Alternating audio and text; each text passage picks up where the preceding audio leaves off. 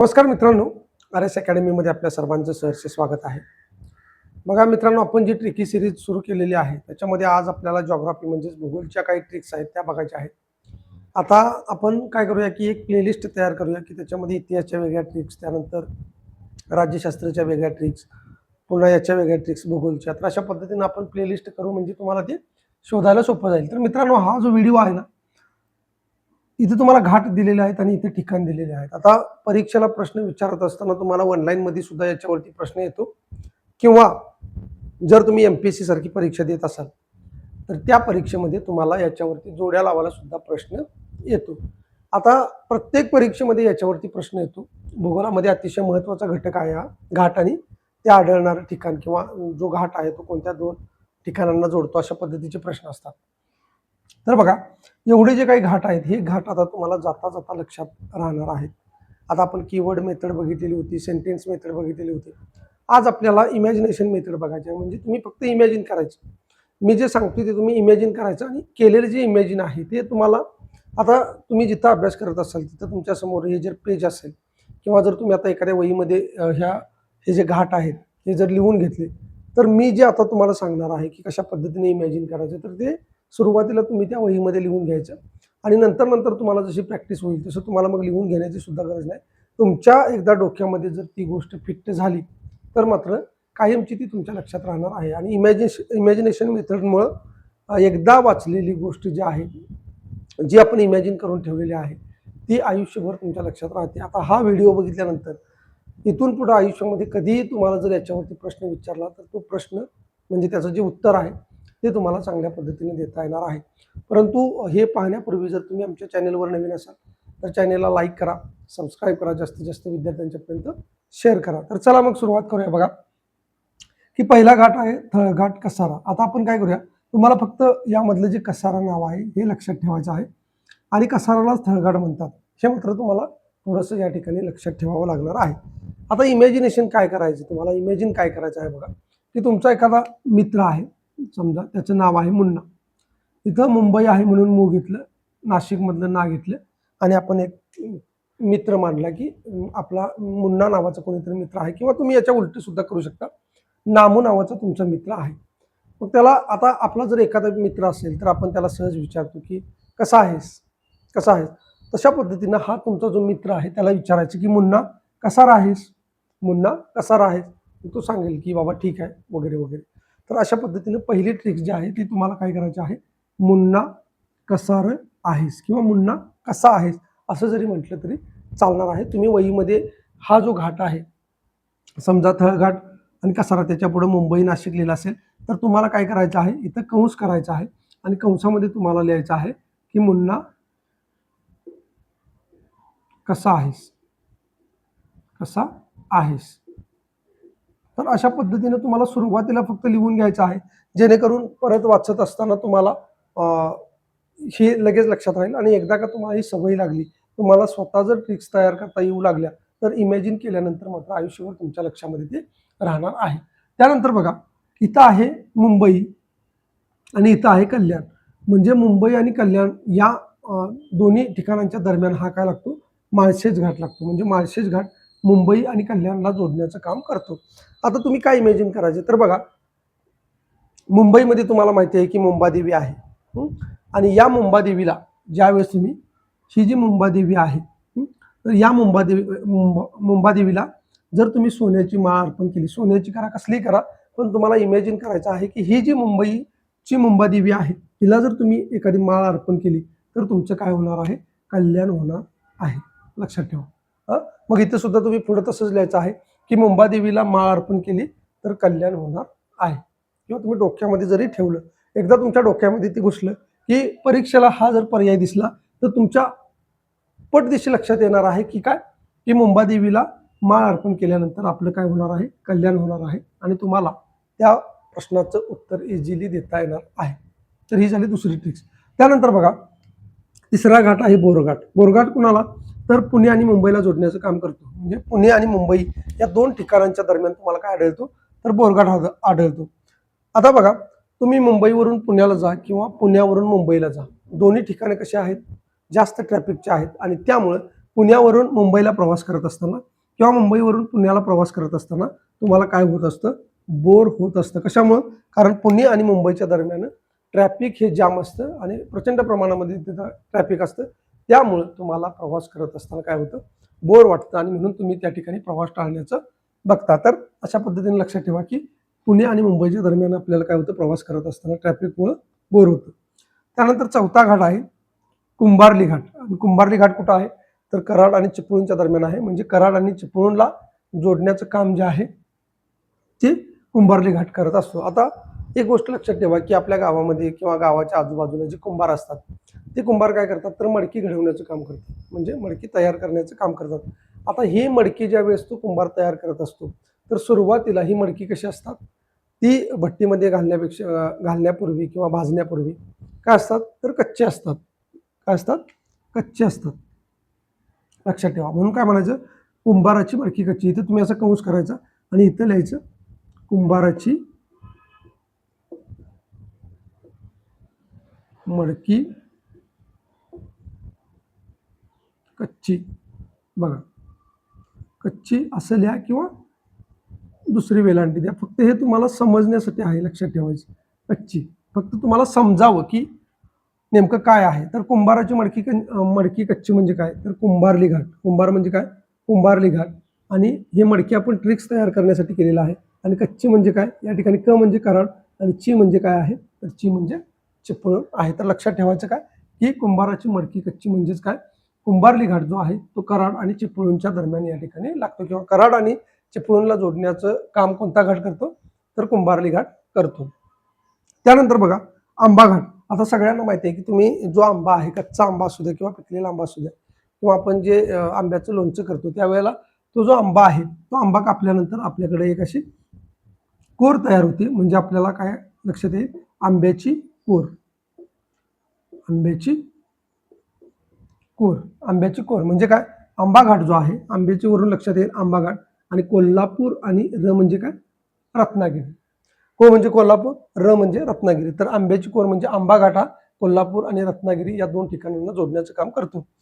त्यानंतर बघा 6वा घाट आहे आंबोली घाट. आता इथे तुम्हाला काय इमॅजिन करायचं आहे, की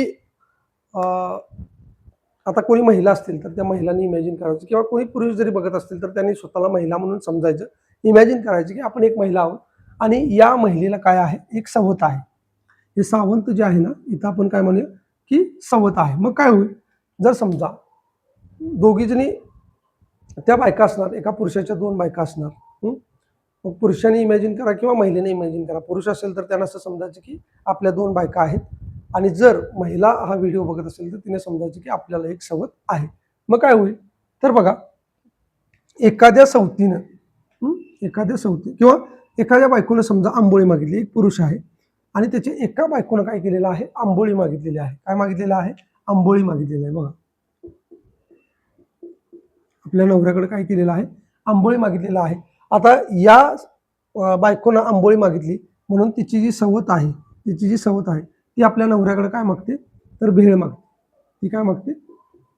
भेळ मागते. बघा, अशा पद्धतीने तुम्हाला इमॅजिन करायचं आहे, की एका बायकोनं आंबोळी मागितली म्हणून ती दुसरी जी बायको आहे तिलाच आपण काय म्हणतो, या बायकोची म्हणजे पहिल्या बायकोची ती सवत असणार आहे. तर ती सवत काय मागणार आहे, भेळ मागणार आहे. तर अशा पद्धतीने तुम्हाला इमॅजिन करायचं आहे. मित्रांनो, इमॅजिनेशन पॉवर एवढी मोठी असते, की तुम्ही एकदा इमॅजिन केलेली गोष्ट आयुष्यभर तुमच्या लक्षातून जात नाही. आणि अभ्यास करत असताना तुम्हाला अशा पद्धतीने टेक्निक्स वापरायचे आहेत, ट्रिक्स वापरायचे आहेत, जेणेकरून तुमचा अभ्यास अगदी सहज आणि सुंदर होईल. तुम्हाला अभ्यास करताना अजिबात कंटाळा येणार नाही. आणि ही जी गोष्ट आहे, अशा पद्धतीने जर तुम्ही अभ्यास केला, तर हे जे प्रकरण आहे किंवा कुठलंही प्रकरण असू द्या, ते वारंवार वाचण्यापेक्षा जर तुम्ही एकदाच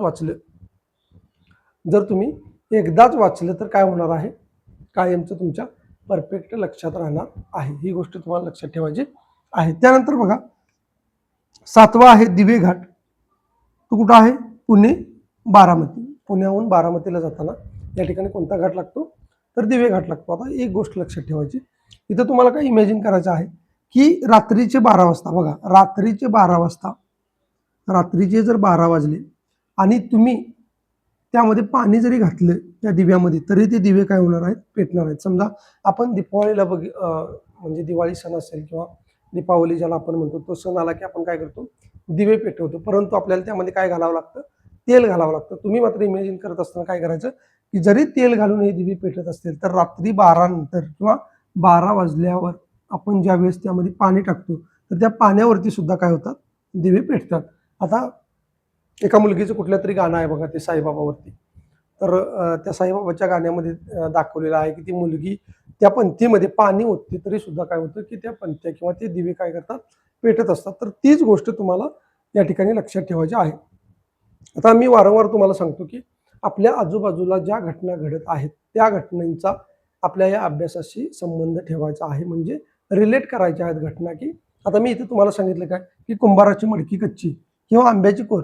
आपण आंबा खातो, आंबा आपण कापतो, आपल्याला माहिती आहे आंब्याची कोर. आपण कुंभार बघितलेला आहे आपल्या वास्तविक जीवनामध्ये. ज्यावेळेस आपण इकडे-तिकडे फिरत असतो, त्यावेळेला आपल्याला कुंभार दिसतात आणि त्या कुंभारांची मडकी कच्ची असतात. म्हणजे आपल्या आजूबाजूला ज्या काही घडणाऱ्या गोष्टी आहेत, त्या घडणाऱ्या गोष्टी जेव्हा तुम्ही या अभ्यासामध्ये अप्लाय करणार आहे, तेव्हा हे जे जीकेचं काय कितीही आवाका मोठा असू दे, जीके अगदी सहज आणि सोप्या पद्धतीनं तुमच्या लक्षात राहणार आहे. फक्त तुम्हाला या ज्या ट्रिक्स आहेत, या ट्रिक्स तयार करण्यासाठी तुम्हाला वारंवार वाचन करावं लागणार आहे. वारंवार तुम्हाला पुस्तक घेऊन बसावं लागणार आहे. वारंवार तुम्हाला ते तसं इमॅजिन करावं लागणार आहे. पण एक गोष्ट आहे, की 100 वेळा तुम्ही वाचून सुद्धा तुमच्या लक्षात राहत नाही. परंतु थोडा जरी वेळ लागला तरी चालेल. एखादे ट्रिक्स तुम्ही इमॅजिन करा. मी जसे तुम्हाला मेथड सांगणार आहे, त्या पद्धतीने तुम्ही करण्याचा प्रयत्न करा. एकदा जर तुम्ही या गोष्टी शिकला, तर तुम्हाला बाकी कोणाचंही लेक्चर बघायची गरज नाही. माझं सुद्धा लेक्चर बघायचं नाही. तुम्ही स्वतःच्या स्वतः या ठिकाणी ट्रिक्स तयार करू शकता. बघा, दिवेघाट झाला. रात्रीचे 12 वाजता आपण पाणी जरी टाकलं तरी काय होणार आहे, म्हणजे ते दिवे लागणार आहेत. त्यानंतर बघा, खंबाटकी घाट कुठं लागतो, तर पुणे सातारा. आता खंबाटकी याच्यामध्ये एक शब्द आहे खंबा. खंबा तुम्हाला माहिती आहे आता खंबा कसला आहे, किंवा याच्यामध्ये दुसरा शब्द तयार होतो तो म्हणजे बाटली. असा आपण पकडा, बाटली. तर तुम्ही फक्त एवढंच काय म्हणायचं आहे, बाटली पुसा. समजा आपल्या घरामध्ये एखादी जर काचेची बॉटल असेल, तर ती बॉटल आपण काय करत असतो, की साफ करत असतो. साफ करत असतो म्हणजेच काय, एखाद्या कापडाने ती पुसत असतो. मग आपण कुणाला तरी सांगितलं, की ती बाटली तेवढी आहे ती पुसा. तर बाटली पुसा म्हणजे काय, पुणे सातारा. आणि बाटली म्हणजे काय, या खंबाटकीमधलं आपण काय घेतलेलं आहे, बाटली घेतलेला आहे. किंवा ज्याला आपण खंबा म्हणतो ती सुद्धा एक बॉटलच असते, लक्षात ठेवा. त्यामुळे खंबाटकी घाट जो आहे तो पुणे आणि साताराच्या दरम्यान आहे, हे तुम्हाला चांगल्या पद्धतीने लक्षात राहील. आणि 9वा जो घाट आहे बघा, 9वा घाट तो कुंडी घाट आहे. कुंडी घाट कुठं आहे, तर देवरुख कोल्हापूर. देवरुख कोल्हापूरच्या दरम्यान या ठिकाणी कुंडी घाट आहे. तर एक गोष्ट लक्षात ठेवा, इथं इमॅजिन करा तुम्ही, की कोल्हापूरची जी देवी आहे, कोल्हापूरच्या देवीचं कुंड, असं लक्षात ठेवा. कोल्हापूरच्या देवीचं कुंड म्हणजे जिथं आपण एखाद्या देवीला गेलो, तर त्या देवीला स्नानकुंड वगैरे असतात त्या मंदिराच्या क्षेत्रामध्ये. तर तुम्ही असं लक्षात ठेवा, की कोल्हापूरची जी देवी आहे महालक्ष्मी, त्या ठिकाणी काय आहे, त्या मंदिराजवळ एक स्नानकुंड आहे. तर याच्यावरून तुमच्या लक्षात येईल, की कोल्हापूरच्या देवीचा कुंड म्हणजे कुंडी घाट जो आहे तो देवरुख कोल्हापूर या मार्गावरती आहे. त्यानंतर हनुमंती घाट. हनुमंती घाट कुठं आहे, तर हनुमंती घाट आहे कोल्हापूर ते कुडाळच्या दरम्यान. आता एक गोष्ट लक्षात ठेवा, बऱ्याच ठिकाणी तुमच्या गावामध्ये जर मारुतीचं मंदिर वगैरे असेल, तर त्या मारुतीच्या मंदिरामध्ये जर तुम्ही बघितलं, तर त्या ठिकाणी बऱ्याचशा गोष्टी ह्या अर्पण केल्या जातात. म्हणजे डाळ वगैरे, उडीद वगैरे अशा गोष्टी, तांदूळ वगैरे या सगळ्या ज्या गोष्टी आहेत त्या अर्पण केल्या जातात. तर तुम्हाला इथं एकच गोष्ट लक्षात ठेवायची आहे, की तुम्ही असं लक्षात ठेवा, की ही जी डाळ आहे समजा, किंवा तुम्ही एखाद्या काय ज्याला म्हणूया आपण, की जे भविष्य वगैरे सांगणार असतात, पंचांग बघणारे असतात, त्यांच्याकडे गेला, की असं असं आहे, माझी एखादी परीक्षा आहे आणि मी त्या परीक्षेमध्ये पास होईन किंवा न होईन, आणि जर पास व्हायचं असेल तर त्याच्यावरती काय उपाय करायला पाहिजे. आता बरेचसे ज्यांचा अंधश्रद्धेवरती विश्वास आहे, आपल्याला अंधश्रद्धेविषयी बोलायचं नाही, फक्त आपल्याला काय करायचं आहे, आपल्या लक्षात यावं म्हणून अशा गोष्टी रिलेट करायच्या आहेत आणि त्या लक्षात ठेवायच्या आहेत. तर समजा एखादा मुलगा असेल अंधश्रद्धा बाळगणारा, तर तो काय करेल, समजा एखाद्या पंचांगवाल्याकडे किंवा एखादा भविष्य बघणारा माणूस आहे त्याच्याकडे जर गेला आणि त्याला म्हटलं, की मला माझी अमुक एक परीक्षा आहे आणि मला ती पास व्हायची आहे, त्यावेळेला तो काय सांगेल, की तुम्ही काय करा, डाळ वगैरे घ्या, कसली पण डाळ असू द्या, तूर डाळ वगैरे वगैरे, तर ती डाळ घ्या आणि ती काय करा, मारुती समोर नेऊन म्हणजे हनुमंतासमोर नेऊन या ठिकाणी अर्पण करा. आणि नंतर थोडीशी डाळ नेऊन या ठिकाणी एखाद्या कोल्ह्याला अर्पण करा, असं समजा तुम्हाला सांगितलं. तर तुम्ही काय करणार, जाणार शनिवारचं डाळ अर्पण करणार, थोडी डाळ इथं ठेवणार या मंदिरामध्ये, आणि थोडी डाळ काय करणार, एखाद्या जंगलामध्ये किंवा कुठेतरी नेऊन ठेवणार की जेणेकरून एखादा कोल्हा येईल आणि त्या ठिकाणी खाऊन जाईल. तर असं इमॅजिन तुम्हाला करायचं आहे. आता तुमच्या पद्धतीने जर तुम्हाला एखादे इथं अजून काही सुचत असेल, तर ते तुम्ही मला कमेंट बॉक्समध्ये सांगू शकता, की सर इथं अशा पद्धतीने ट्रिक्स लागू होते. त्यामुळे तुमची सुद्धा इमॅजिनेशन पॉवर या ठिकाणी वाढणार आहे. आणि सगळ्यात महत्त्वाचं, की 11वा जो प्रश्न आहे, फोंडा घाट, कोल्हापूर रत्नागिरी. तर याच्याविषयी तुम्हाला काय सुचतंय ते तुम्ही मला कमेंट बॉक्समध्ये सांगायचं आहे. आणि तसंही मी तुम्हाला पुढच्या लेक्चरमध्ये या संदर्भामध्ये सांगणार आहे, की हा घाट जो आहे तो कसा लक्षात ठेवायचा. पण तुम्हाला जर काही सुचत असेल तर तुम्ही कमेंट बॉक्समध्ये निश्चित सांगा. फक्त व्हिडिओ बघू नका. तर अशा पद्धतीने ही जी मी सांगितलेलं आहे याची सवय तुम्हाला लागावी. यामुळे तुम्ही काय करा, याच्यावरती जरासं डोकं चालवा. थोडासा प्रयत्न करा. थोडासा प्रयत्न केल्यानंतर म्हणजे तुम्हाला ती सवय लागून जाईल. तुम्हाला काहीतरी तयार करता येईल. मोडकं-तोडकं काही असेल तर ते तयार करा. कारण तुम्ही तयार केलेली गोष्ट ही कायमस्वरूपी तुमच्या लक्षामध्ये राहणार आहे. तर मित्रांनो, हे जे घाट आहेत, हे घाट आता मी मगाशी सांगितल्याप्रमाणे सगळे घाट इथून पुढे कधीही तुम्हाला विचारले तरी तुमच्या लक्षातून अजिबात जाणार नाहीत. ज्यावेळेस तुम्हाला पेपरमध्ये अशा पद्धतीचा प्रश्न येईल त्यावेळेला लगेच तुम्हाला क्लिक होणार आहे, की कुंभारली घाट म्हणले की कुंभाराची मडकी कच्ची, आंबा घाट म्हणजे आंब्याची कोर वगैरे या सगळ्या गोष्टी लगेच तुम्हाला तिथे क्लिक होणार आहेत आणि पटदिशी तुम्ही त्या प्रश्नाचं उत्तर लिहिणार आहे. तर अशा पद्धतीनं आपण आज घाट बघितलेले आहेत. महत्त्वाचे घाट आहेत, याच्यावरती प्रश्न येतो. बाकीचे जे ट्रिक्स आहेत ते आपल्या यूट्यूब चॅनलवरती सुद्धा आहेत. तिथे जाऊन तुम्ही बघू शकता. आणि आता ह्या ज्या आपण ट्रिक्सची सिरीज सुरू केलेली आहे त्याची आपण वेगवेगळी प्लेलिस्ट बनवणार आहे. प्रत्येक सब्जेक्टची या ठिकाणी ट्रिक्स तुम्हाला मिळणार आहे. परंतु मी जरी या ठिकाणी ट्रिक्स सांगत असलो तरी सुद्धा अभ्यास करत असताना आता मी जे काही मेथड तुम्हाला शिकवलेले आहेत त्या मेथडनुसार तुम्हाला अभ्यास करता येतो का हे पहा. जर काही अडचण असेल तर मला निश्चितपणे सांगा. कुठला विषय तुम्हाला अवघड वाटतोय किंवा कुठला घटक तुम्हाला समजत नाही त्याविषयी सांगा. आणि लवकरच आपण आता एक लेक्चर सीरीज सुद्धा सुरू करणार आहे, की त्याच्यामध्ये आपण सगळे विषय या ठिकाणी शिकवणार आहे. जर व्हिडिओ चांगला वाटला असेल तर लाईक करा, सबस्क्राईब करा आणि जास्तीत जास्त विद्यार्थ्यांच्यापर्यंत शेअर करा. धन्यवाद.